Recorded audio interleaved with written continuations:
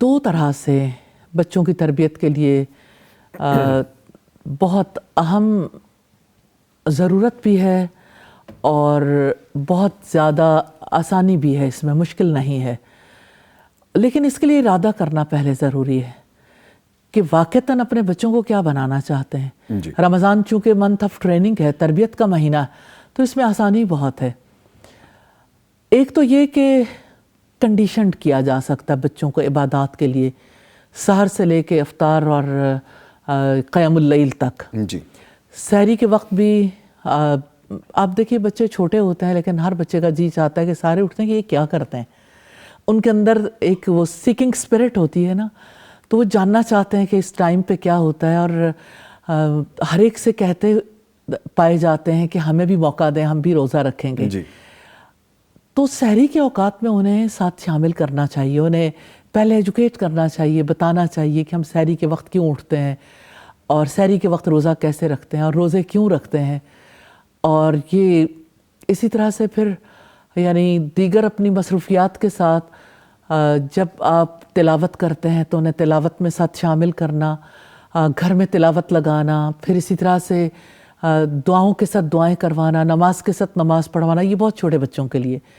لیکن جو بچے بڑے ہیں ان کو بھی رمضان میں زیادہ شعور دلایا جا سکتا ہے، اور اگر خود ماں ایجوکیٹڈ نہیں ہے تو ایسا ہو سکتا ہے کہ یعنی ایسی جگہوں پر لے کے جائیں، اور ایسے یعنی اب تو یوٹیوب چینل سے مختلف جگہوں سے آپ ایسی چیزیں ڈاؤن لوڈ بھی کر سکتے ہیں، ڈائریکٹ بھی دیکھ سکتے ہیں۔ ویلکم رمضان کے حوالے سے بچوں کو تربیت دیں، سونے جاگنے کے حوالے سے، اور پھر تلاوت افطار کے کرنے وقت کے بھی، حوالے سے۔ افطار کے وقت تو خصوصی مجالس رکھنی چاہیے، سحری کے وقت بھی، کہ گھر والے اس حوالے سے آپس میں بات چیت کریں۔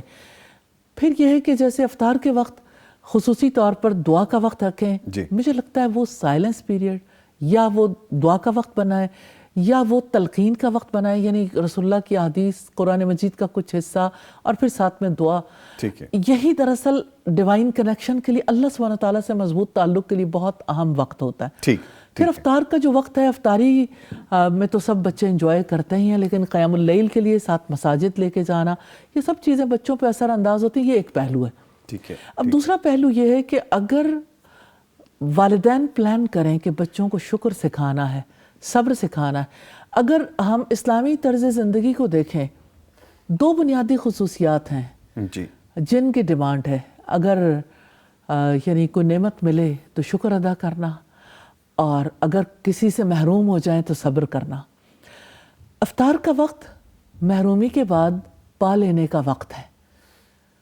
آپ سارا دن بھوکے پیاسے رہتے ہیں، وہ پانی جو آپ ہر وقت پیتے رہتے ہیں آپ کو احساس ہی نہیں ہوتا۔ روزہ کھولتے وقت جتنی پانی کی قدر آتی ہے عام حالات میں نہیں آتی، اور میں نے دیکھا ہے کہ وہ لوگ جو کبھی شکر ادا نہیں کرتے، ان کے دل سے بھی شکر نکل رہا ہوتا ہے، بے شک زبان سے بھی یعنی وہ اس کا اظہار کرتے نظر آتے ہیں۔ کیفیت فرق ہوتی ہے۔ اپنے بچوں کو شکر گزاری سکھانا یہ ہماری پرائم ریسپانسبلٹی ہے، پہلی ذمہ داری ہے۔ اپنے بچوں کو صبر سکھانا ہماری پہلی ذمہ داری ہے۔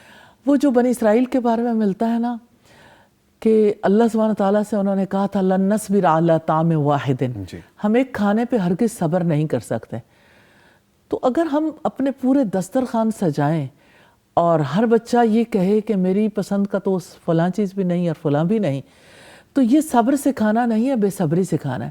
تو یہ کیا یعنی یہ ہمارا کیا طرز عمل ہے کہ ہم رمضان ہی میں بچوں کو بے صبری سکھا دیتے ہیں۔